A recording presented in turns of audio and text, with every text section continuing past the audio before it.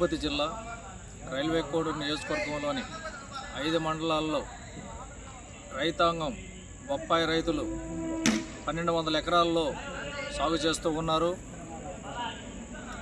ఈ సాగుకి తైవాన్ లాంటి క్వాలిటీ విత్తనం దొరక్క వ్యాపారస్తులు మధ్య దళాలపైన ఆధారపడ్డ ఫలితంగా నాసిరక విత్తనాల వలన పంట దిగుబడి తగ్గింది. అదేవిధంగా గతంలో 10-12 రూపాయలు ఒక్కొక్క మొలక కొనుగోలు చేసేవాళ్ళు. నేడు ఈ తగ్గు రకానికే 35 రూపాయలు పెట్టి కొనుగోలు చేయాల్సి వచ్చింది. దీని ఫలితంగా అదేవిధంగా ఎరువుల ధరలు, కూలీ ధరలు, అదేవిధంగా ట్రాన్స్పోర్ట్ అన్ని రకాల యొక్క ధరలు విపరీతంగా పెట్టుబడి పెట్టాల్సి వచ్చింది. రైతులు పెట్టిన డబుల్ రెట్టింపులు అయింది. కాబట్టి రైతులు పెట్టిన పెట్టుబడికి రానటువంటి పరిస్థితి.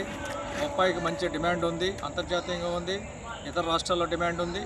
కానీ ఇతర రాష్ట్రాల నుంచి వచ్చినటువంటి వ్యాపారస్తులు, సేట్లు ఈరోజు 25 రూపాయలు ఉన్నటువంటి దారిని ఈరోజు మొన్న 3 రూపాయలు, తర్వాత నిన్న 2 రూపాయలు తగ్గించి ఈరోజుకి 20 రూపాయలు చేశారు. దీని ఫలితంగా రాను తగ్గించుకుంటూ వస్తారు వీళ్ళు. కాబట్టి ఈ యొక్క సిండికేట్ని అరికట్టాల్సిన అవసరం ఉంది. ప్రభుత్వం నియంత్రణ అవసరం ఉంది. రైతుకు 25 రూపాయలు ఇస్తే కానీ కనీసమైన పెట్టుబడి గిట్టుబాటు రాదు ఈరోజు. ఎందుకంటే ఆ కూలీలు, పెట్టుబడి, విత్తనాలన్నీ రేట్లు పెరిగినాయి, దిగుబడి రాలేదు. కాబట్టి ఈ డిమాండ్ల సందర్భంగా ఈ రేటును 25 రూపాయలు కొనసాగించాలని, దీనికోసం కలెక్టర్ గారు అదేవిధంగా ఇక్కడ ఉన్న హార్టికల్చర్ అధికారులు కూడా చర్య తీసుకోవాలని చెప్పని మేము డిమాండ్ చేస్తూ ఉన్నాం. అదేవిధంగా మామిడికాయ రైతులకి పెట్టినటువంటి పెట్టుబడి రాకుండా తోటాపూర్కి అక్కడ ఉన్నటువంటి ఫ్యాక్టరీ యజమానులు సిండికేట్ అయ్యి వాళ్ళు ధర తగ్గించి కనీసం 3 రూపాయలు 5 రూపాయలు కూడా అయినటువంటి పరిస్థితి. ప్రభుత్వం ఇస్తానటువంటి 4 రూపాయల సబ్సిడీ కూడా ఇంతవరకు అందటం లేదు. అది కూడా పోయిన నెల 22 అని చెప్పి అంటున్నారు. కాబట్టి రైతులు ఎవరు ఎప్పటి నుంచి అయితే అమ్ముకున్నారో వాళ్ళకందరికీ ఆ డబ్బులు కట్టించాలి.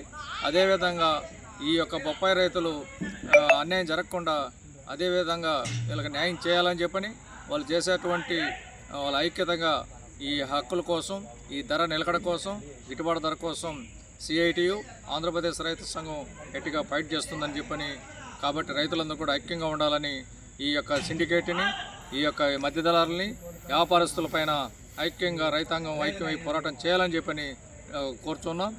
సిహెచ్ చంద్రశేఖర్, సిఐటియు రాష్ట్ర కౌన్సిల్ సభ్యులు. కడప జిల్లాలోని మరిన్ని వార్తా విశేషాల అప్డేట్స్ కోసం మా SCN న్యూస్ ఛానల్ను తప్పకుండా చూడండి.